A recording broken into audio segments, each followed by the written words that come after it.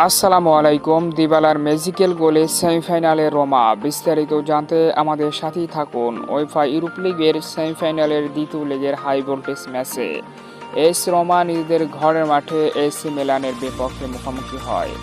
অসাধারণ এই ম্যাচে 2 গোলের ব্যবধানে জয় পায় রোমা। তবে 2 লেগ মিলিয়ে 3 গোলের ব্যবধানে অসাধারণ জয়ে সেমিফাইনাল নিশ্চিত করে এস রোমা। দুর্দান্ত এই ম্যাচের 12তম মিনিটে মানসিনির অসাধারণ গোলের লিডে এগিয়ে যায় রোমা। এর কয়েক মিনিটের মাথায় পাওলো দিবালা 22তম মিনিটে অসাধারণ আরও এক ম্যাজিক্যাল গোল করে 2-0 গোলের লিডে এগিয়ে নিয়ে যান রোমাকে এবং এই 2-0 গোলের লিড নিয়ে অর্ধ অংশ পার করে রোমা। দ্বিতীয় অর্ধে রোমার ডিফেন্সে মনোযোগ দেয়, যদিও 31তম মিনিটে রোমার ডিফেন্ডার সেলিক লাল কার্ড খেয়ে মাঠ ছাড়ে। তবে দ্বিতীয় অর্ধে এসি মিলান একের পর এক আক্রমণ করে বারবারই প্রতিহত হয় রোমার ডিফেন্ডার এবং গোলকিপারের কাছে।